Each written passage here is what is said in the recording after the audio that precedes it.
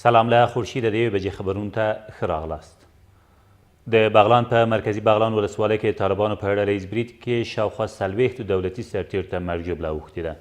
د دغه ولایت د ولایتي شورا مشر محمد صفدر محسني زیاتوي دغه پیښه تېره شپه د الادین په نامه د ملي پوځ او سیمه ییزو پولیسو پر ګډې پوځي اډې د طالبانو له ډله ییز برید وروسته رامنځته شوې ده. ویل کېږي یاده اډه اوس هم د طالبانو په ولکه کې ده، خو لا تر اوسه د وژل او ټپیان شویو کسانو کره شمېره روښانه نه ده. تر اوسه د بغلان امنیتي مسئولین هم په دې اړه څه نه دي ویلي. ولسوالی بغلان مرکزی به نام بیز علاودین میگن، بیز اردوی ملی و پلیس محلی شب طالبا هجوم میارند و با اون فشاری که بوده بالاخره تلفات زیاد را هم به پلیس محلی هم به اردوی ملی وارد میکنن، بیز اردو را تسخیر میکنن. تقریبا بیشتر از 40 نفر کشته و زخمی است. د زابل په مرکز کې طالبانو په یو برید کې د ملي اردو 12 سرتیر وژل شوي او یو شمېر نور یې لا درکه دي. د زابل امنیتي مسؤلین وایي دغه کسان تېره شپه د کلات ښار په خوازو سیمه کې هغه مهال وژل او لا درکه شوي چې پوسته یې د طالبانو تر برید لاندې راغله. له دې سره سم نن سهار د دغه ولایت په شاجوی ولسوالۍ کې د ایمان چاودین له امله 4 ولسي وګړي وژل شوي او 2 نور یې ټپیان دي. په ورته وخت کې په لغمان کې د راکټ انداز د یوې ناچاودې مرمۍ د چاودنې له امله 6 نجونو خپل ژوند له لاسه ورکړ.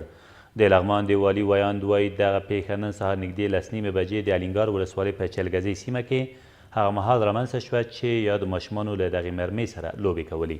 ویل کېږي 4 نجونې د یوې کورنۍ او 2 نورې د بلې کورنۍ غړي دي.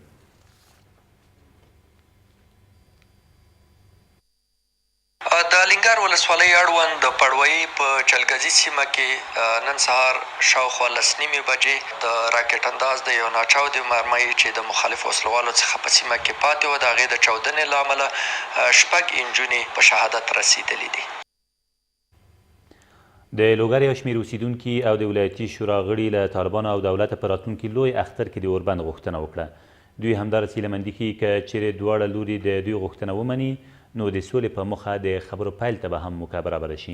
دا په داسې حال کې ده چې افغان حکومت په پام کې لري څو په لوی اختر کې یو ځل بیا له افغان طالبانو سره اوربند اعلان کړي. د ملګرو ملتونو د لوی منشي مرستیال وایي دغه ټولنه د افغانستان د خلکو او حکومت تر شا ولاړه ده. ولادیمیر اورنکوف تیر مازدیګر له ولسمشر غني سره په کتنه کې همدا ډاډ ورکړ چې په دغه هیواد کې د سولې او ثبات د ټینګښت تر وخته به خپلو همکاریو ته دوام ورکړي. دوی همداراز د امنیت، سولې، ترهګرۍ او جرمي اقتصاد پر وړاندې پر ګډې مبارزې خبرې وکړې او ټینګار یې وکړ چې ټول هیوادونه دې د ترهګرۍ پر ضد د رښتونې مبارزې لپاره اغیزناک او جدي ګامونه پورته کړي. دا تر دې مهاله وروستي خبرونه، تر بیا مو الله مل.